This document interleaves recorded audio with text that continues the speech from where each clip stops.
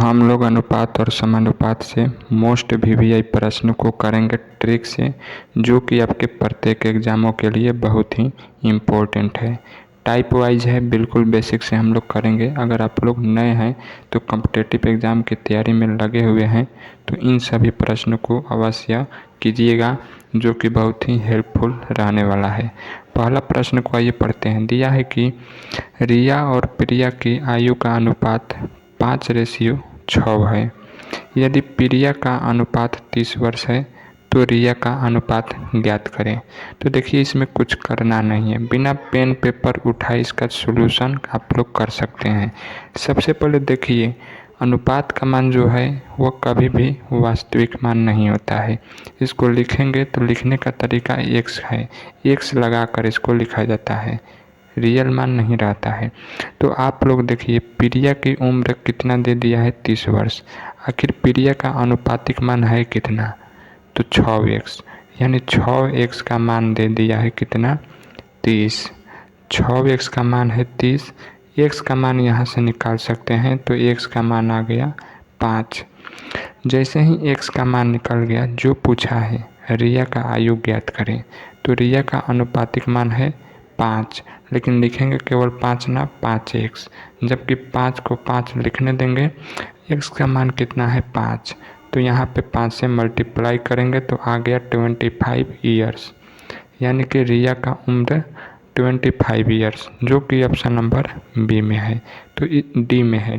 तो इस प्रकार इस प्रश्न को उत्तर आप लोग लगा सकते हैं। आइए कुछ और इसी टाइप के प्रश्न करेंगे। सेकंड नंबर प्रश्न है, क्या है कि देखिए, ए और बी की उम्र का अनुपात 7:11 है। यदि ए की आयु 21 वर्ष है तो बी की आयु क्या होगा। इसमें कुछ न कुछ दिया रहेगा। ए की आयु दे दिया है कितना है, 21 वर्ष।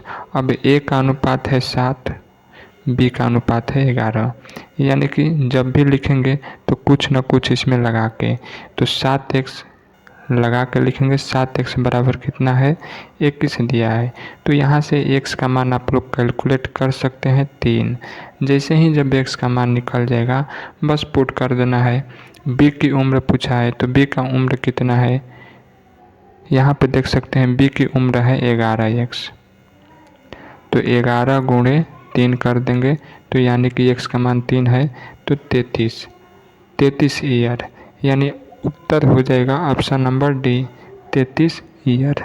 सवाल नंबर 3 की ओर पढ़ेंगे। उम्मीद करते हैं सभी प्रश्न आप लोग को समझ में आ रहा होगा। 3 नंबर सवाल है, देखिए, दीपक और हर्षित की चाल का अनुपात 19:12 है। यदि हर्षित की चाल 84 किलोमीटर पर घंटा है तो दीपक की चाल क्या है। ये जो रेशियो दिया गया है, ये दीपक और हर्षित का है। इसमें से हर्षित के चाल दे दिया है, यानी 12x बराबर 84 दे दिया है। तो यहाँ से आप लोग x का मान निकाल सकते हैं।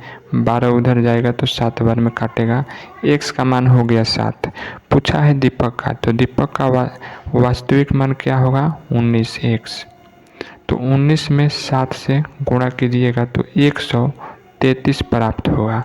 अब देखिए 133 ऑप्शन किस में है, तो ऑप्शन नंबर बी में 133 किलोमीटर पर आवर है, तो इसलिए ऑप्शन नंबर बी सही हो जाएगा। उम्मीद करते हैं सभी सवाल आप लोग को समझ में आ रहा होगा। देखिए, अगला सवाल है, पी और क्यू की आय का अनुपात 8:5 है। यदि पी की आय 40,000 है तो क्यू का आय ज्ञात करें। तो आप लोग ऐसे ही इस प्रश्न का उत्तर नीचे कमेंट में दे सकते हैं। आइए इसको बनाते हैं।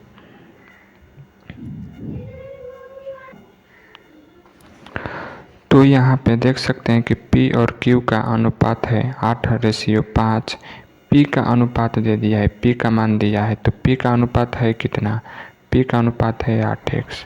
तो 8x बराबर कितना लिखेंगे, 40,000 लिखेंगे।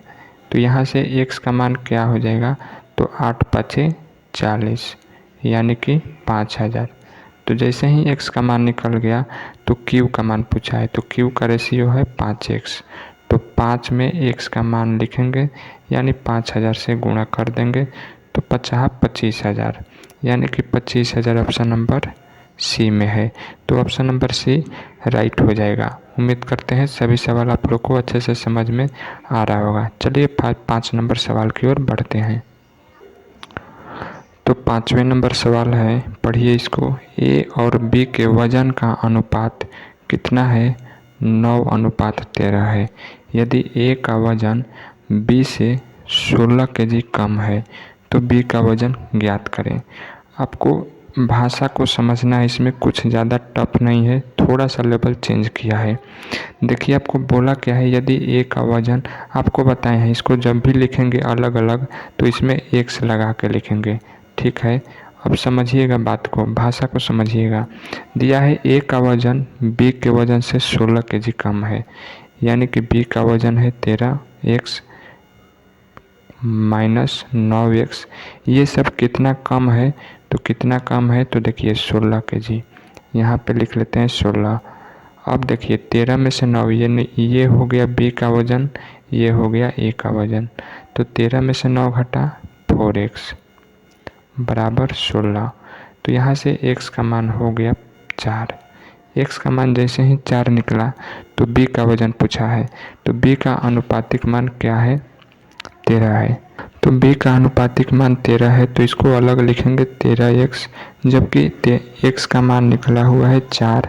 तो 13 से 4 से गुणा करेंगे तो 13 चौका 52। तो b का वजन हो जाएगा 52 kg। देखेंगे ऑप्शन किस में है 52 kg, तो ऑप्शन नंबर बी में है। उम्मीद करते हैं इस सवाल को भी आप लोग अच्छे से समझे होंगे। यहाँ पर एक सवाल है, देखिए अगला सवाल जो है इसके बाद कुछ और सवाल है। देखिए अगला सवाल जो है, पहले इसको करते हैं, उसको छोड़िए, पहले इसके देखिए। इसके बाद टाइप 2 है, तो टाइप 2 को नेक्स्ट वीडियो में करेंगे, केवल आज बेसिक ही करेंगे। तो यहाँ पर एक सवाल और है। पहला सवाल है कि देखिए पहला सवाल आइए पढ़ते हैं। यहाँ पर कोई दो लड़की है जिसका नाम सरला और राधा है। वह बाजार जाती है कुछ सब्जियां खरीदने। दोनों के द्वारा जो रुपया दुकानदार को अदा की है वह उसका अनुपात है 7:9। तो यह है पहला सरला का, दूसरा है राधा का। तो सरला और राधा का अनुपात है 7:9। यदि सरला ने कुल 210 रुपये सब्जियां खरीदी, यानी सरला का मान दे दिया है, तो 7x बराबर कितना है? 210। तो यहाँ से x का मान हो जाएगा 30। फिर आगे पढ़ते हैं। 210 रुपये में सब्जी खरीदी, तो राधा ने सब्जी के लिए कितनी राशि पे की, मतलब अदा की। तो राधा का अनुपात है 9, इसको अलग लिखेंगे तो 9x होगा। तो 9x होगा, जबकि हम लोग x का मान निकाले हुए हैं 30, तो यहाँ पे लिखेंगे 30। तो 9 दिया 27, यानी 270 रुपया राधा द्वारा दुकानदार को अदा करने की राशि है। तो 270 ऑप्शन नंबर सी में सही है। उम्मीद करते हैं इस सवाल को भी आप लोग बारीकी से समझे होंगे। आइए अब इस सवाल की ओर बढ़ते हैं जो एक छोटा था। यहाँ से आप लोग देख सकते हैं टाइप 2 है, तो टाइप 2 वाले सवाल को किसी नेक्स्ट वीडियो में कर लेंगे, ठीक है। यहाँ पर एक सवाल और छूटा हुआ है, आइए इसको कर लेते हैं। यहाँ पर देख सकते हैं नेक्स्ट सवाल है, जूते और कपड़े का मूल्य अनुपात 11:18 है। यदि जूते और कपड़े का मूल्य इतना है तो जूते का मूल्य क्या होगा। यानी कि ई हो गया जूता और ई हो गया कपड़ा, दोनों का अनुपात आपको दे दिया है 11:18, जबकि इसका कुल मूल्य मतलब दोनों का अगर मूल्य आपस में जोड़िएगा तो 29,000 आ रहा है। तो जूते का मूल्य बताना है। तो इसका उत्तर आप लोग कमेंट में अवश्य बताइएगा। अगर आप लोग समझे होंगे तो मिलते हैं अगले वीडियो में। इसका उत्तर नेक्स्ट वीडियो में करेंगे और नेक्स्ट वीडियो में टाइप 2 से करेंगे। अगर सवाल नहीं समझ में आया तो पुनः वीडियो को पीछे करके देख सकते हैं और समझ सकते हैं। इसका उत्तर कमेंट में आना चाहिए। ये सभी टाइप 2 यहाँ से सवाल हम लोग का शुरू है, जो कि अगले वीडियो में करेंगे। वीडियो पसंद आया तो लाइक करके चैनल को सब्सक्राइब अवश्य करेंगे।